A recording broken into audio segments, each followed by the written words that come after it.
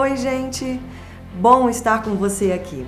Seja bem-vinda, seja bem-vindo ao primeiro módulo do nosso curso de formação política do Instituto Índigo. Uma oportunidade de conhecimento para você adquirir base e consistência na construção da sua opinião política. Assistindo ou baixando nossas aulas, você vai abrir uma janela com vista para a formação política, numa dinâmica em que inclui download das nossas apostilas, fechando um parâmetro pedagógico envolvente e sedutor. Orientado para guiar os primeiros passos do pensamento político na direção dos conteúdos relacionados ao pensamento liberal, os filmes do primeiro módulo do curso de formação política do Instituto Índigo têm caráter introdutório. Uma jornada que leva você para dentro de um balizamento que aborda um conjunto de conteúdos básicos para entender o liberalismo, suas razões, suas origens e seus objetivos.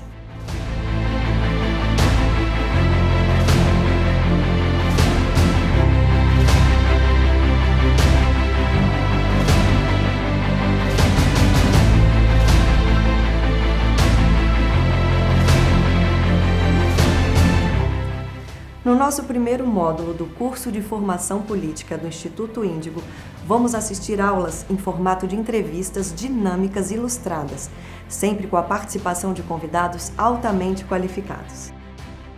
A partir de documentários temáticos comentados, voltados para a difusão do pensamento liberal, damos os primeiros passos para que nosso internauta tenha acesso ao conhecimento, abordando aspectos relacionados à economia, direito, sociologia, política, filosofia e história. Em conexão com as pautas da atualidade, sempre em linguagem simplificada e direta, combinaremos fragmentos de conceitos clássicos originários do liberalismo, sempre buscando a percepção da sociedade liberal do mundo contemporâneo. E para fazer essa conexão, contamos com a eficiência e o brilho de convidados da primeira linha da inteligência brasileira, oferecendo parâmetros de coerência entre presente, passado e futuro, desde o surgimento do pensamento liberal.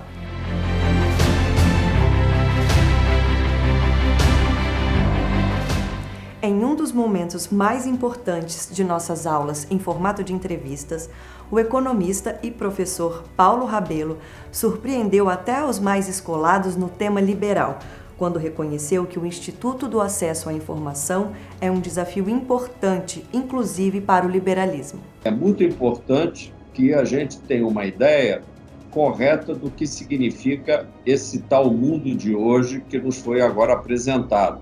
Um mundo em que os bits de informação, ou seja, os dados, inclusive dados falsos, que não são apresentados como verdadeiros, mas que são as chamadas fake news, que é um termo em inglês que significa informações ou dados, notícias não verdadeiras. Esse conjunto de dados que massacra, por assim dizer, o cidadão, ele está cada vez mais vindo em quantidades que dificultam o processamento pela mente humana.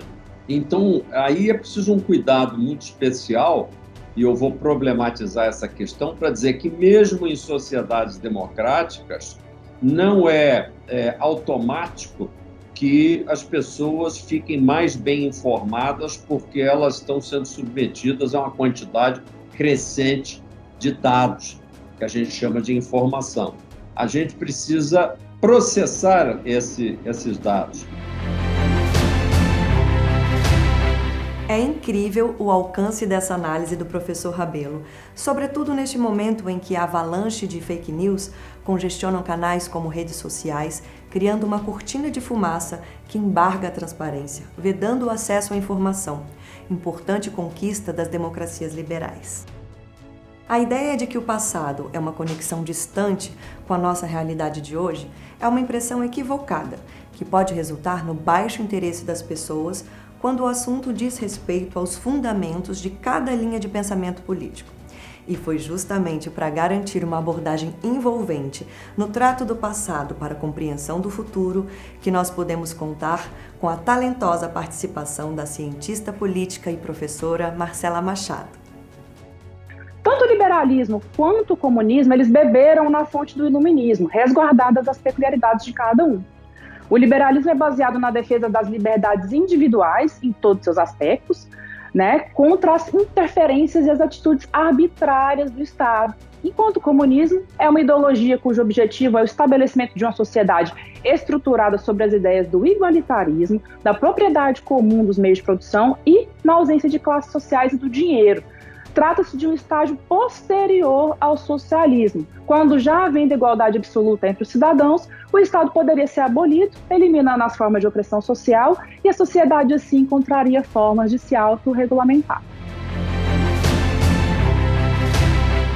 Mas nesse encontro inesquecível, a professora Marcela foi mais longe, oferecendo ao internauta uma ferramenta indispensável para entender as diferenças entre uma república comunista e o sistema republicano dos liberais.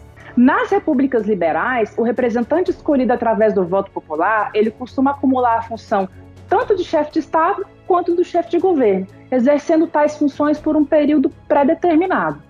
Já nas repúblicas socialistas, na teoria, o poder de escolha é do povo, mas não existe tanta transparência. A Carta Magna, ela geralmente concede ao Partido Comunista papel dominante no governo, ao ponto de se confundirem as instituições de Estado com as do partido.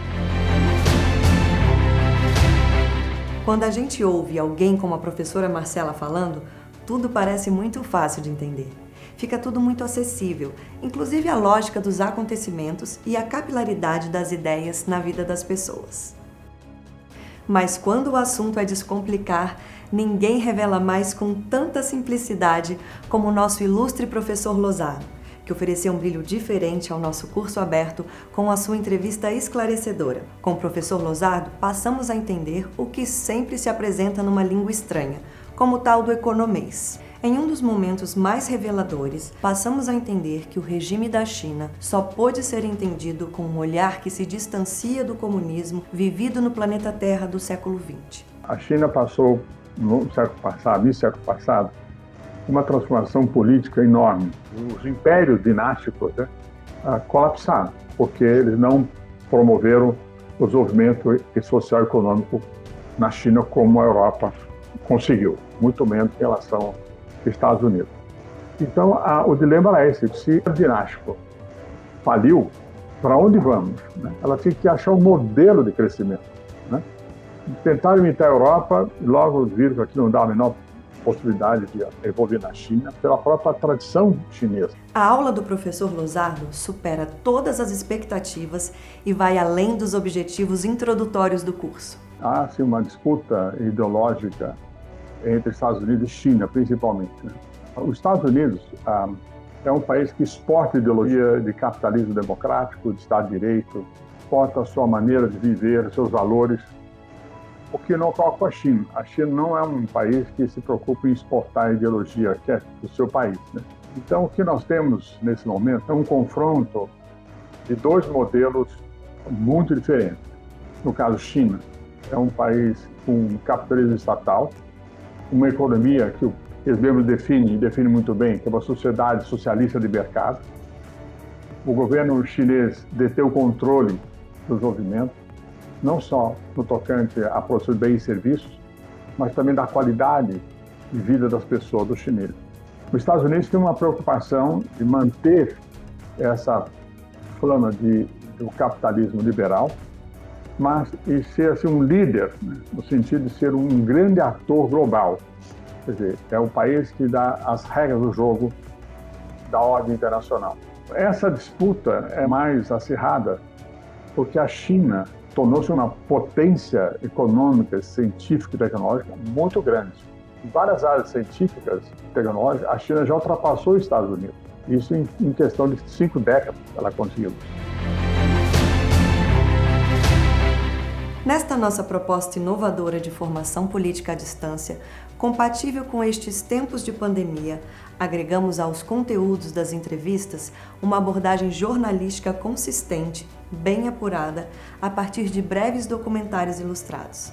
Pela técnica de roteiro adotada, depois de exibido o breve documentário com um resumo introdutório previsto para cada unidade correspondente, a ancoragem do filme passa a funcionar como conexão entre a fatalidade mostrada e os conteúdos correspondentes. As dinâmicas de comunicação adotadas, relacionadas a cada um dos pontos abordados pelos conteúdos, caíram como luvas para palestrantes do nível e da experiência de intelectuais como o professor e economista Marco Sintra. As participações do professor no curso resultam em entrevistas que, antológicas, foram além do aprendizado introdutório para a compreensão dos fatos e das ideias relacionadas ao liberalismo. Com Marco Sintra, tivemos acesso à compreensão dos problemas, mas também um encontro marcado com as soluções realistas e inteligentes. Foi assim que nós descobrimos que o bom senso do sistema de impostos de um país pode ser decisivo para o fracasso ou o sucesso de um modelo de gestão da economia. Para esse programa de abertura do curso, separamos um breve aperitivo do que você vai aprender com Marco Sintra, nesse projeto do Instituto Índigo. Vamos dar uma olhadinha rápida? Olha, eu não tenho dúvida alguma de que não só a tese está valendo, como a necessidade de que a tese seja aplicada está aumentando, está se acentuando visivelmente. Os problemas do sistema tributário são gritantes e são conhecidos. E a ideia do imposto único é uma ideia que todos nós acalentamos. Aliás, é uma proposta que tem mais de 300 anos de história no pensamento econômico brasileiro e no pensamento econômico mundial. A ideia de se simplificar a estrutura de arrecadação de recursos para o financiamento do Estado e, sobretudo, a ideia de simplificação. E, eventualmente, no limite, nós temos apenas uma forma de arrecadação de impostos, apenas um imposto. Essa ideia do imposto único, como eu disse, é uma ideia muito antiga, mas que nunca conseguiu ser viabilizada operacionalmente. Hoje nós temos condições de viabilizar a ideia de termos um imposto único, porque tudo que é feito na economia hoje gera um pagamento, e todos os pagamentos eles se concentram em alguns nódulos que fazem as compensações bancárias, que são os nossos bancos, o sistema bancário, e consequentemente seria possível nós tributarmos todos esses pagamentos que, em última análise, sintetizam todas as operações econômicas de uma maneira muito simples, muito fácil e muito barata, sobretudo sem burocracia. A ideia do imposto único nada mais é do que a aplicação de uma experiência que o Brasil já viveu, que foi o uso da CPMF, que vigiu no Brasil entre 1995 até 2007. Foram 12 anos onde um imposto sobre movimentação financeira, ou seja, sobre pagamentos, cobrado nos bancos, arrecadou, com uma alíquota muito baixa, volumes bastante significativos de arrecadação de impostos. Sem burocracia, sem um único fiscal ter que entrar na casa ou na empresa de alguém para pedir e fiscalizar livros, sem autuações, sem contencioso, sem ações na justiça, sem custos e, ao mesmo tempo, um tributo infalível, insonegável. Ninguém consegue fugir desse tributo. Essa é a ideia do imposto único. Ela foi proposta por mim em 1991, portanto já se vão praticamente 30 anos desde que o antigo sonho dos pensadores econômicos há 300 anos se pode tornar realidade através do progresso da economia digital. Olha isso. O sistema de impostos podia ser mais justo e eficiente se o imposto único tivesse saído do papel. Era capaz até de reduzir a sonegação. Mas se a aula entrevista do professor Marco Sintra foi uma fonte de luz para entender hoje as dificuldades de países como o Brasil, justamente por causa do sistema tributário que precisa de reforma, a palavra do professor Marco Sintra também fez um mergulho no passado para explicar como e por que o comunismo desapareceu enquanto as democracias liberais prosperaram. A razão fundamental é essa, é o fracasso econômico, O fracasso econômico gera crises políticas. As crises políticas acabam descambando para o autoritarismo político e, historicamente, tem levado até situações de genocídio, de verdadeiras carnificinas em termos de conflitos que tem gerado no mundo comunista, historicamente. As duas razões fundamentais que eu atribuo esse fracasso, uma é esse fracasso econômico, e o outro é a ausência de democracia, que quem sabe seja até fruto desse fracasso econômico, né? Esses dois fenômenos, a pobreza e ao mesmo tempo o autoritarismo, levaram à derrocada de todos aqueles que ainda defendem um regime comunista, como esses poucos países que ainda existem no mundo de hoje. Mas essas duas razões são fundamentais. E interessante ainda é que poderiam falar, e a China? A China é um país formalmente comunista, mas com um grande desenvolvimento. E essa é uma questão muito interessante. É uma economia que, do ponto de vista formal, quem sabe organizacional, pode ser caracterizada como uma economia dirigista, uma economia com tinturas socialistas, mas que, do ponto de vista econômico, abraçou os mecanismos de mercado, abraçou os mecanismos capitalistas. Portanto, é um regime híbrido, onde a política é socialista, mas a economia é capitalista, que está dando esses resultados muito positivos. De modo que eu acredito que, historicamente, está mais do que comprovado, o regime socialista ou comunista, que é uma forma mais exacerbada do socialismo, não deram certo, nem do ponto de vista econômico, nem do ponto de vista social, muito menos do ponto de vista cultural.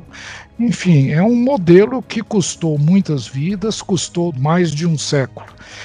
Exemplos de desperdícios, de perdas de recursos e de vidas muito acentuada, e que eu acredito que tenderá a desaparecer. Por outro lado, o liberalismo, adotando alguns preceitos das economias modernas, quem sabe alguma coisa de boa que possa ter existido nas economias socialistas, que é o interesse da coletividade, absorvendo essas tinturas de preocupação social, o socialismo liberal, ou social-liberalismo, que a Fundação Índigo defende, é o meio do caminho, é aquela fórmula que garante progresso econômico e, ao mesmo tempo, bem-estar social, político e, sobretudo, estabilidade. De modo que eu acredito que o comunismo e o socialismo são propostas tendentes a desaparecerem no mundo ao longo do tempo.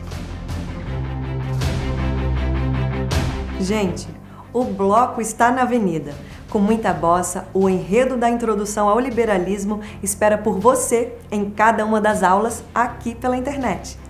Aqui no seu computador ou smartphone, teremos a oportunidade do mergulho introdutório que permite a compreensão da influência das raízes dos pensamentos comunista e liberal no surgimento das repúblicas e seus valores, além do curso dos principais fatos que resultaram da queda das monarquias absolutistas.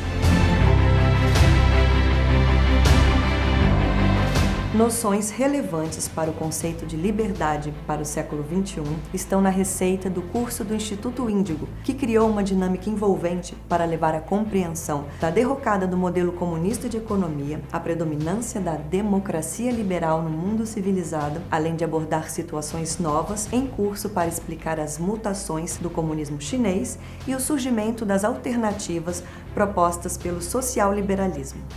Em nossos encontros por aqui, vamos abordar o papel do liberalismo na história da humanidade, sobretudo no que diz respeito à construção de liberdades individuais, do mercado e da livre iniciativa. Você agora tem, na internet, uma agenda de encontros marcados com o conhecimento e a formação política nesta plataforma de filmes do Instituto Índigo. Até lá!